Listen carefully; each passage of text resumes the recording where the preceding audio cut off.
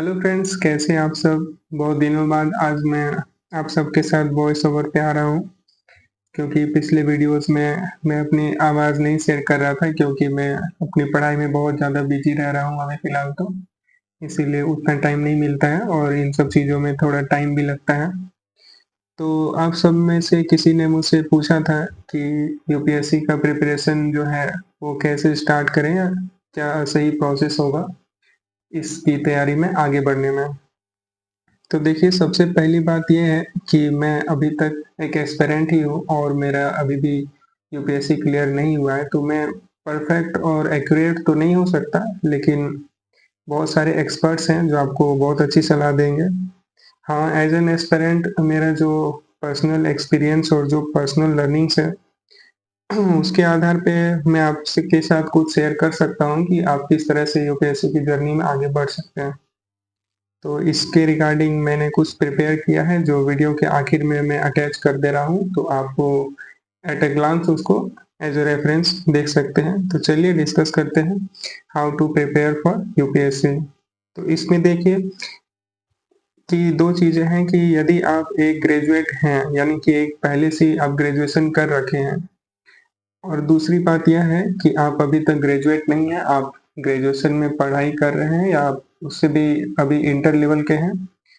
तो इसमें हम बहुत सारे चीज़ें हैं जो मैटर कर जाती हैं, और अगर आप अंडर ग्रेजुएट हैं, यानी ग्रेजुएशन अगर आपका नहीं हुआ है, तो आपके पास ये एक गोल्डन अपॉर्चुनिटी है कि बहुत ही सॉलिड प्रिपरेशन आप कर सकते हैं कम तैयारी में एफिशिएंटली। तो इस टाइम पीरियड में आपको जो है यूपीएससी का सिलेबस देखना चाहिए, और ख़ास करके उसमें जो ऑप्शनल का सब्जेक्ट है, उसका सिलेबस देखना चाहिए यदि आप ग्रेजुएटेड नहीं हैं तो। और उनमें से एक का चुनाव करके आप उसी को अपने ऑनर्स पेपर की तरह से, जो भी ग्रेजुएशन कर रहे हैं उसमें से कोई एक सब्जेक्ट लेकर के आगे बढ़ सकते हैं और बेहतर तैयारी कर सकते हैं ऑप्शनल का। तो आपको बहुत ही लीप प्रोवाइड करेगा आगे जाके।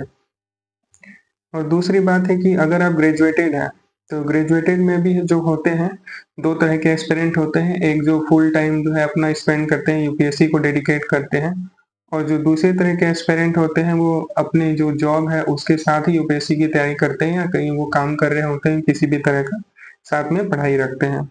तो ये चीज़ें जो है पर्सनल लेवल पर फैक्टर करती हैं कि आप कितना टाइम जो है, कितनी शिद्दत से आप पढ़ाई कर पा रहे हैं। तो वह पर्सनल चीज़ है।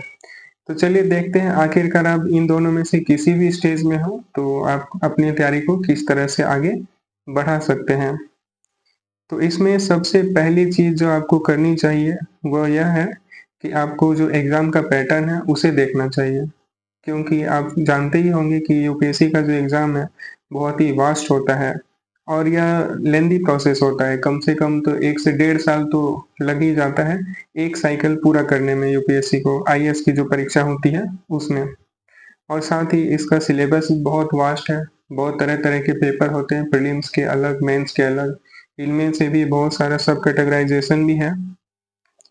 तो आप सबसे पहले सिलेबस को गो थ्रू कर जाइए, देख लीजिए, एक-एक वर्ड बस आपको पढ़ना है, और बस आपको ये समझना है ये किससे रिलेटेड है, ताकि आप समझ पाएँ कि आगे जाके आपको पढ़ना क्या है।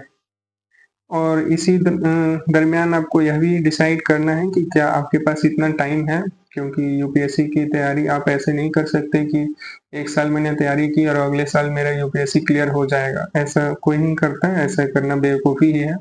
आप मान के चलें कि 3 साल मिनिमम, अगर आप बहुत ही शार्प स्टूडेंट हैं, फिर भी आपको कम से कम तो 2 या 3 साल लगेंगे ही लगेंगे। और फिर आप देख सकते हैं कि आपके पास कितना टाइम है और कितना अटेम्प्ट है। जनरल के लिए 6 अटेम्प्ट होता है, और ओबीसी वगैरह के लिए आपको अलग से अटेम्प्ट ग्रांट किए जाते हैं एडिशनली। दूसरी पॉइंट दूसरा पॉइंट है कि आपको जो है पीवाईक्यू देखना चाहिए सिलेबस के बाद, कि प्रीलिम्स में जो 2 पेपर होते हैं सीसेट के और जीएस के, आपको बस 1 या 2 साल के जो रिसेंट हैं लेटेस्ट, उसको आप बस देख लीजिए, और फिर उसी के हिसाब से आप अपने आप को जज कर पाएँगे कि मुझसे यह होगा कि नहीं। फिर तीसरा पॉइंट है कि आपको एक प्रॉपर गाइडेंस की ज़रूरत पड़ेगी ही एनी हाउ। यदि आप एक कोचिंग लेते हैं ऑनलाइन या ऑफलाइन, या फिलहाल आपके पास कोई फ्रेंड्स हो जिससे आप जानते हो, उनसे थोड़ा बहुत गाइडेंस ले सकते हैं। और फिर अगला पॉइंट है इसमें कि आपको स्टैंडर्ड बुक्स जो होते हैं और जो न्यूज़पेपर होते हैं, उन्हें भी आप देखना शुरू कर सकते हैं। क्योंकि बुक देखने से आपको पता चलेगा कि आपको पढ़ना क्या है आखिरकार। मैं आपको अभी पढ़ने नहीं कह रहा, बस आप सब देख लीजिए, क्योंकि आगे जा कर के आपको इन्हीं से डील करना है, तो आपको पता होना चाहिए कि मुझे आगे क्या करने वाला है। मतलब मैं आगे क्या करने वाला हूँ या करने वाली हूँ। फिर उसके बाद आपको चाहिए एक प्रॉपर प्लानिंग कि हाँ, 1.5 साल या 2 साल का जो भी आपका प्लान हो, उससे कम का भी आप रख सकते हैं, अगर आप कर पाएँ तो, साल भर का या जैसा आपको ठीक लगे। और अपने प्लानिंग के हिसाब से आगे बढ़िए और हार्ड वर्क करते रहिए स्मार्टनेस के साथ, मॉडर्न टेक्नोलॉजी को यूज़ करते हुए, बुक्स के साथ। तो फिर इस तरह से आप जो गोल है यूपीएससी का अचीव कर सकते हैं।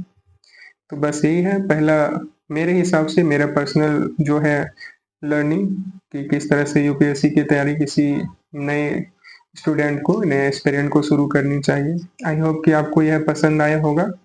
तो यह जो चीज़ें मैंने बताई हैं अभी आपके साथ शेयर कर रहा हूँ, वीडियो के लास्ट में आप देख सकते हैं। तो चलिए मिलते हैं नेक्स्ट वीडियो में, तब तक के लिए bye bye, take care, thank you. और अगर आपको यह वीडियो पसंद आया है, जिस तरह से मैंने बताया है कि यूपीएससी की तैयारी किस तरह से शुरू करनी चाहिए किसी नए एस्पिरेंट को, तो आप इस वीडियो को अपने उन दोस्तों के साथ ज़रूर शेयर करें जिन्हें इसकी ज़रूरत हो सकती है।